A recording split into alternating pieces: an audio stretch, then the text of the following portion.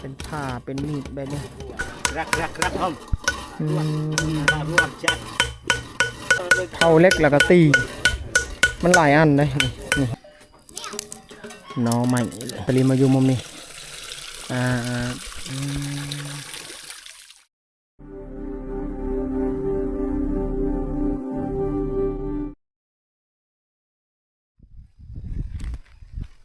สบายดี FC สบายดีท่านผู้ชมที่เขามาครับชมเยี่ยมชมคลิปนี้ตอนนี้สลีอยู่ที่เขตชนบทอีกจุดหนึ่งสลีออกจาก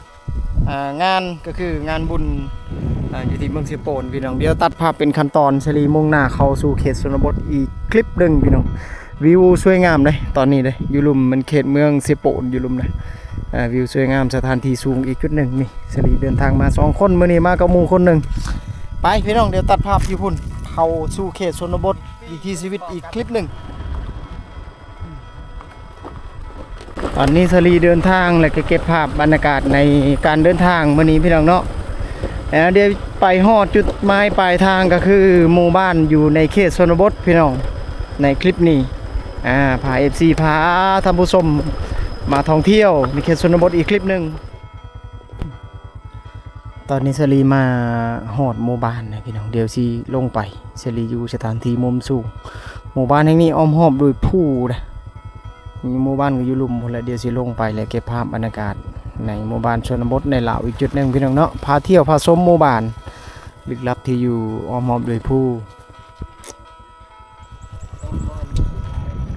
สลีอยู่มุมนี้ของหมู่บ้านมุมนี้มุมสูงเลยเป็นเฮือนซานบ้านช่องของเขตในจุดนี้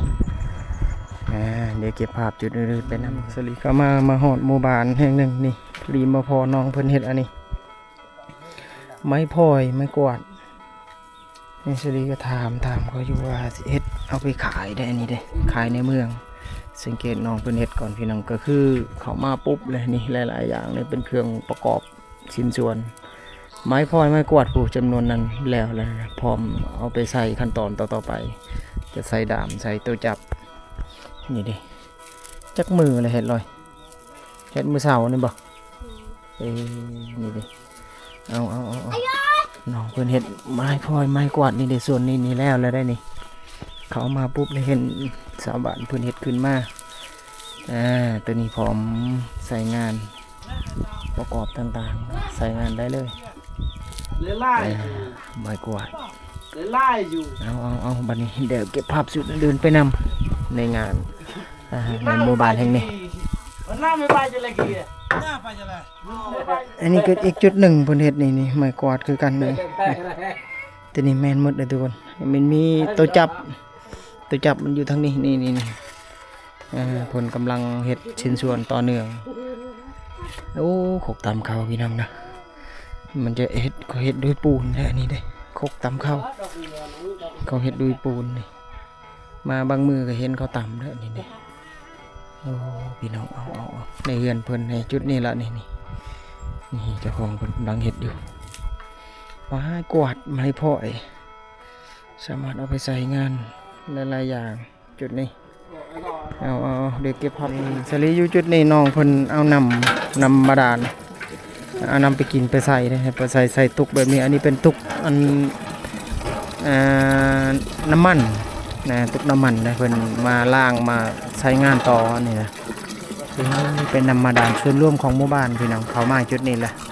เอาเดี๋ยวเก็บภาพจุดอื่นๆไปนำหลังจากที่ออกบอลไม้กวาดไม้พออีกจุดหนึ่งน้ำลินของหมู่บ้านก็คือนำออกจากธรรมศาสตร์น้ำลินพี่น้องยังบริหูบอลต้นต่อแต่ว่าอันนี้บอลที่เพิ่นใช้งานน้ำนี่หลายๆอย่างอันนี้น้ำบ่อนี่น้ำบ่อพามาเบิ่งน้ำบ่อน้ำสางก่อนนี่ขุดเอาน้ำบ่อจากพื้นดินน้ำตื่นนะเขตนี่มันจุดนี้เขาจะเอาตัวนี้มาปกไว้เป็นน้ำบ่อพี่น้องเนาะก็ได้เห็นหลายๆอย่างในหมู่บ้านแห่งนี้เดี๋ยวเก็บภาพจุดเดินไปนำสลีอยู่จุดนี้อันนี้มักมีทุกคนมักมีในหมู่บ้านนี่ดกเลยมักมีปลูกโดยธรรมศาสตร์สังเกตจากนี่พี่น้องเลยต้นดกขนาดเลยสีเจ้กลางหมู่บ้านนั่นเอง นี่หมู่บ้านก็ประมาณนี้แหละพี่น้องบ้านที่มีไฟฟ้าใช้อยู่แต่ว่าความเงียบมันเงียบเลยพี่น้องนะโอ้สวยงามพี่น้องชนบทอันนี้เป็นบรรยากาศในบ้านนะพี่น้องนี่สลีอยู่บ้านเก่าแก่ดังเดิมพี่น้องมีความเป็นดังเดิมและธรรมศาสตร์หลายๆอย่างสังเกตเฮือนนะเฮือนหลังนั้นพี่น้องจะเป็นเสากลมเท่านั้นเลยเฮือนแบบเฮือนในเขตนี้เขาก็นิยมเฮือนในแบบนี้ละส่วนหลายหลังอันนี้ก็เป็นเฮือนไม้แป้นเฮือนเสากลมนี่มีหลายหลังอยู่เลยพี่น้องมันหาเห็นได้ยากนะทุกคนถ้าว่าไปเปรียบกับในเมืองต่างๆเนี่ยมันเป็นเฮือนเสากลมแบบนี้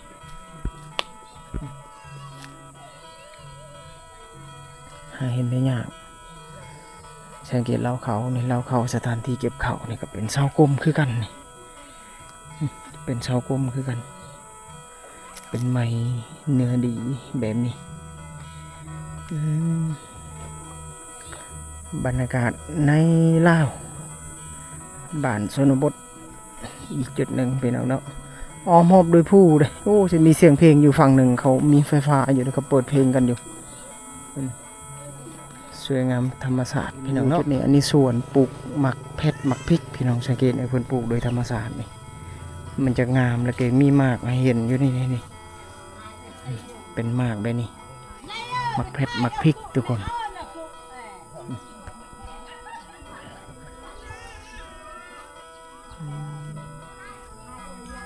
ปลูกโดยธรรมศาสตร์พี่น้องให้ FC ได้ชมส่วนปลูกผักของชาวบ้านนี่หมู่บ้านฝั่งนี้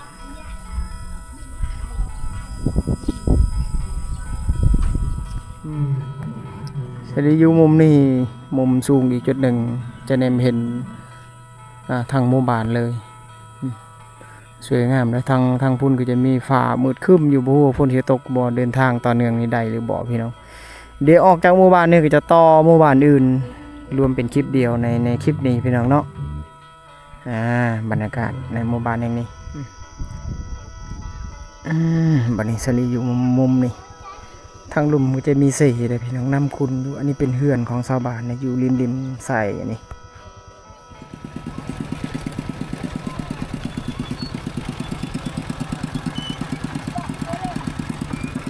อันนี้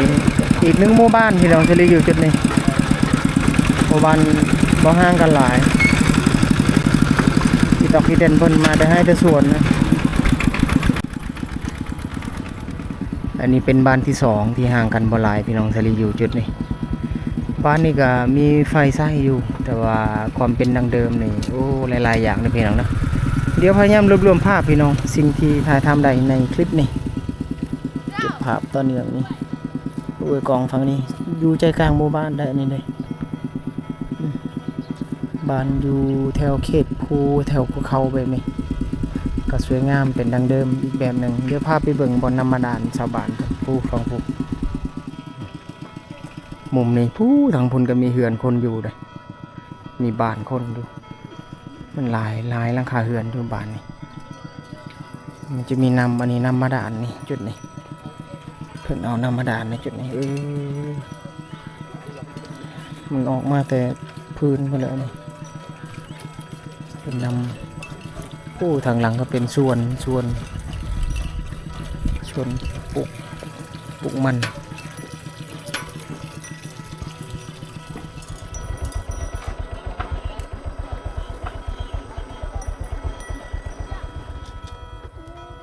ตะชวน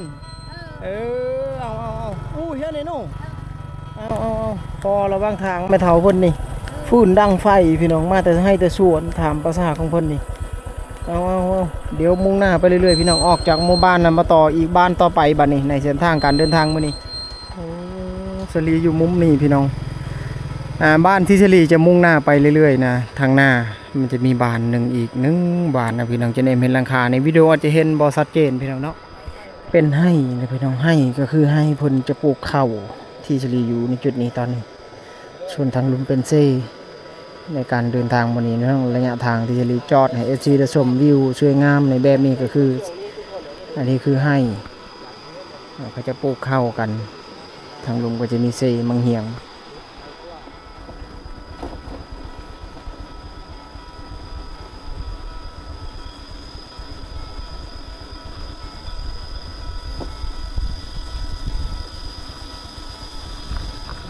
เข้ามาบ้านที่3พี่น้องบ้านนี้ครับมอเตอร์ไซค์ไปพร้อมแล้วก็เก็บภาพไปพร้อมพี่น้องเนาะในคลิปนี้อยากให้ FC ได้ชมนี่แหละบ้านชนบทในลาวมีความแตกต่าง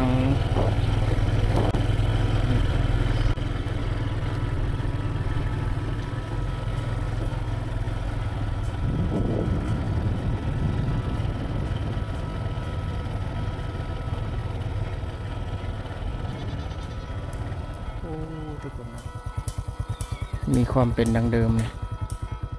โอ้เดี๋ยวเซรีจะเก็บภาพในเมื่อวานนี้ก่อนหากิจกรรมให้ FC ได้ชมก่อนกิจกรรมชาวบ้านในชั่วโมงนี้เซรีมาอยู่มุมนี้ของหมู่บ้านพี่น้องใจกลางหมู่บ้านเซรีเข้ามาโอ้คือกันมาเป็นบ้านอีกอย่างนะแต่ว่ามาเห็นชาวบ้านเพิ่นเฮ็ดอันนี้นะเดี๋ยวเขาไปเบิ่งก่อนชาวบ้านเพิ่นเฮ็ดอันนี้เขาตีผ้าเฮ็ดหยังอันนี้นับไปนะอ้ายนะโกนับไปทุกตะเหลี่ยมตะบัดร่วนนะพี่โอ้ตีผ้าตีนั่นเพิ่นเฮ็ดเตรียมขั้นตอนฤดูเฮ็ดให้เฮ็ดชวนสวยงามพี่น้องวันนี้มาพอชาวบ้าน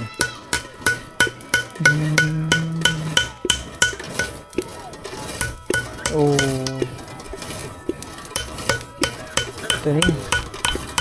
เขาเป็นตัวนี้พี่น้องนี่เป็นผ้าเป็นมีดแบบนี้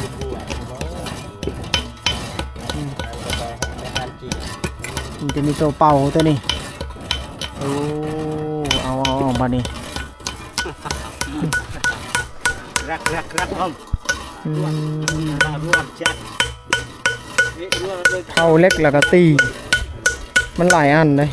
นี่ก็แม่นนี่เพิ่นพึ่งจะเฮ็ดแล้วก็จะไว้ในแบบนั้นล่ะ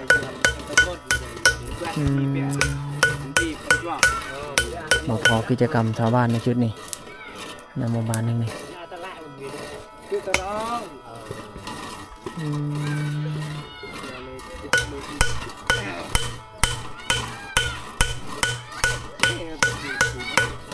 ตีเล็ก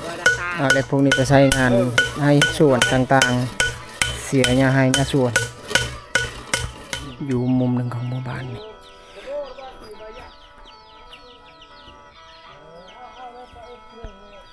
มุมนี้ก็สวยงามพี่น้องได้พาไปเบิ่งเก็บภาพบรรยากาศในหมู่บ้านอีกหนึ่งบ่แน่ใจว่าเอิ้นบ้านอีหยังเลยพี่น้องแต่ว่าความเป็นดังเดิมในวิถีชีวิตนี่สวยงามพี่น้องเพื่อนเนี่ยเขาจะตั้งเรียบแบบนี้ติดๆกันเลยตั้งเรียบแบบนี้ติดๆกันสังเกตในเรือนชานบ้านช่องแต่ละหลังอยู่ห่างกันบ่หลายพี่น้องจะมีความเป็นดังเดิมอันนี้เขาตำเข้าได้เนี่ยบันส่วนนะยะบันส่วนกรอโดยเดือดใส่โดยยะมาที่นี่มีกรอโดยแบบพี่อันเนี่ยเป็นเจ็บโดยเดือดใส่โดยใช่โดยฉันเอาถึงวีนจ้าตำเข้าให้เนาะเอา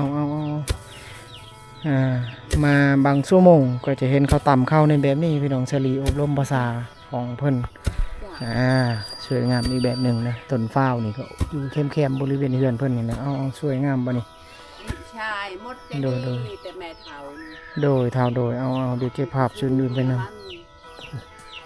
ฟังคุณก็สวยงามพี่น้องเนาะถ่ายไหมบางทีถ่ายห่านไหมนี่เฉลีเปิดคลิปจุดนี้เขาห่านขายเครื่องในหมู่บ้าน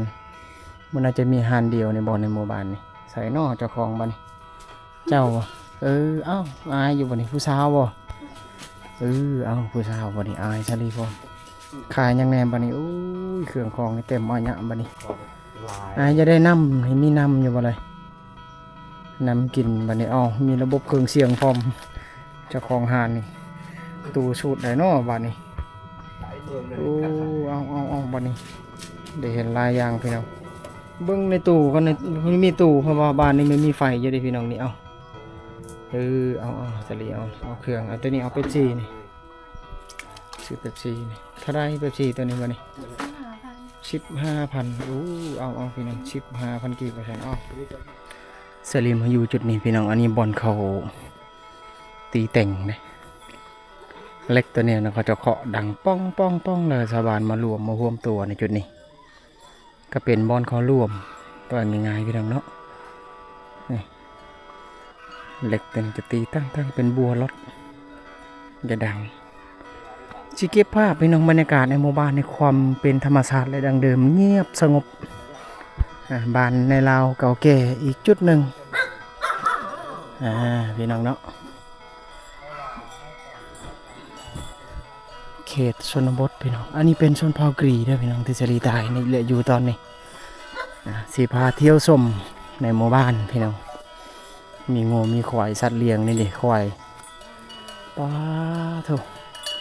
โอ้ยามนี้เขายังเลี้ยงควายพี่น้องอันนี้น้ำสร้างเลยน้ำสร้างเก่าแก่ดังเดิมนี่ดิควายก็ตุยสบายดีพ่อเท้าควายหลายเนาะพ่อเท้าเนาะยามนี้ยังเลี้ยงควายอยู่เนาะ แถวบ้านร้านน่ะยามนี้เขาปล่อยแล้วโอ้ยังมีควายเลี้ยงอยู่พี่น้องสวยงามมาสังเกตต้นไม้นี่เครื่องปลูกจะเป็นต้นเก่าแก่ดังเดิมทั้งหมดในต้นคามต้นม่วงมี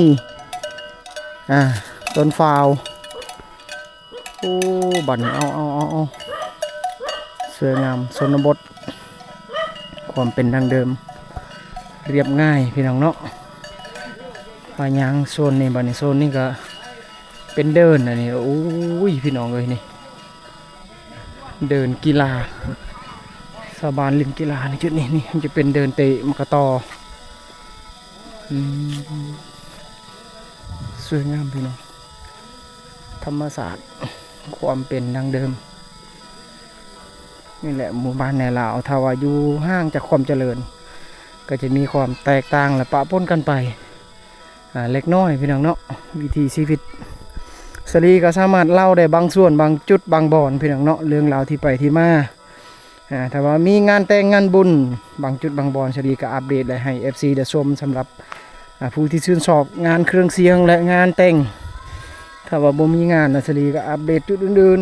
ๆเรื่องราววิถีชีวิตพาเที่ยวชมบ้านเขตชนบทในลาวที่อยู่ห่างจากความเจริญพี่น้องเนาะปี2026นี่ก็ถือว่ายังให้เห็นภาพบรรยากาศในแบบนี้ในหมู่บ้านลาวโอ้พี่น้องสวยงามวิถีชีวิตเป็นบ้านใหญ่นะบ้านนี้เด้เป็นบ้านหนึ่งที่ใหญ่และกว้างพอสมควรจะมีความแตกต่างปะปนกันไป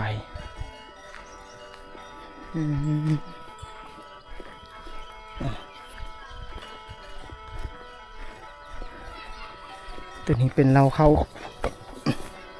สถานที่เก็บข่าวสังเกตหลายเสาเลยเนี่ยแต่ว่าเป็นเสากลมจะมีลายเสากลมเพื่อนอยู่ติดกันเลยนะสังเกตทางหลังจะเป็นผู้นะทุกคนเป็นผู้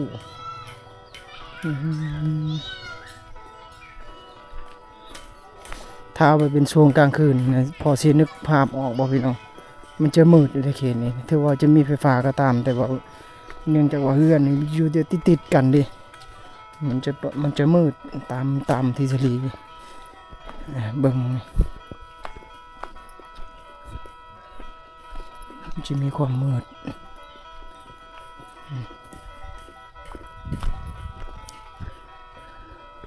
อันนี้เครื่องซีเข้าพี่น้องเขาซีเขาเปลือกจากเม็ดเขาเปลือกเป็นเม็ดข้าวสารอันนี้เป็นหำในเขาซีเครื่องซีโค้งซีในหมู่บ้านบางบ้านก็จะเห็นแต่ว่าใช้เครื่องไฟเครื่องมอนิเตอร์เครื่องปั่นไฟเพื่อสิได้กระแสไฟคันบ่มีไฟนะก็จะตำด้วยมือตามต้นคลิปนั่นแหละพี่น้องก็เห็นบ่นี่ในหมู่บ้านแห่งนี้สวยงามไม่ได้เจ้าของเพิ่นนั่งอยู่นี่อันนี้ผู้สาวในหมู่บ้านบ่สาวชื่อนั่นน่ะระมือไหมแลน้องแลน้องเพิ่นอายเนาะน้องแลอายว่าท่านโอ้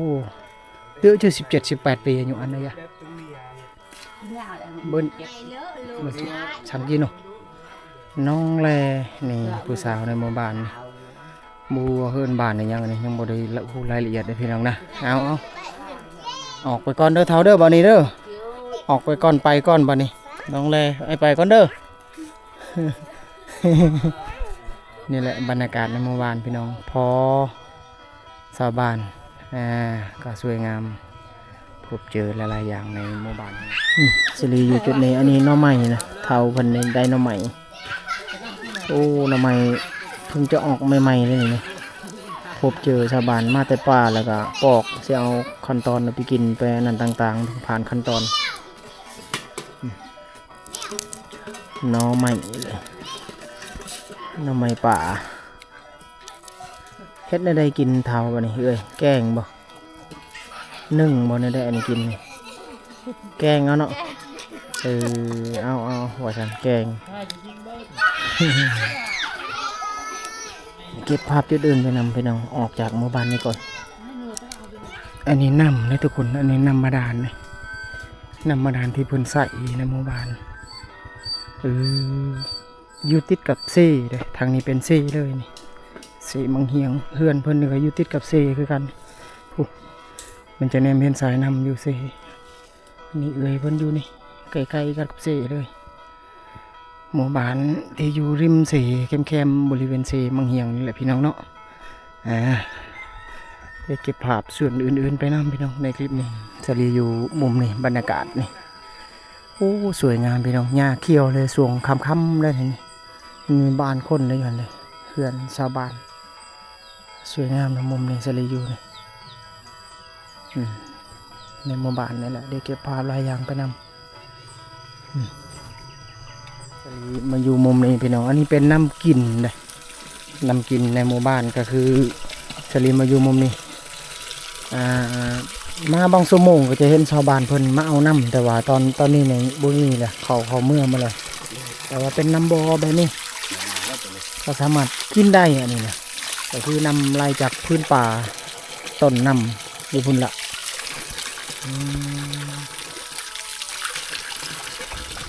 เอาทุกคนสลีสิเก็บภาพจุดอื่นๆไปนำนี่คือหมู่บ้านแห่งหนึ่งที่อยู่ในเขตชนบทที่ห่างจากความเจริญก็คือมาพอนำในจุดนี้ห่างออกจากจุดนี้ไป5 บ้านประมาณอยู่300 เมตร400 เมตรนั่นแหละตอนนี้สลีมุ่งหน้ากลับพี่น้องก็คือออกจากหมู่บ้านนี่คือขั้นตอนที่สลีถ่ายทำเลยเก็บภาพในหมู่บ้านแห่งนี้พี่น้องเนาะกลับบ้านก่อนพี่น้องไว้เจอกันใหม่โอกาสหน้าว่าจะมีงานในจุดใดแต่ว่ามีข่าวแล้วงานแต่งนี่คลิปต่อไปพี่น้องเนาะคลิปนี้ชมวิถีชีวิตพาเที่ยวพาชมในเขตชนบทในจุดนี้กันก่อนเอาประมาณนี้พี่น้องชมท้ายคลิปกลับบ้านก่อนบัดนี้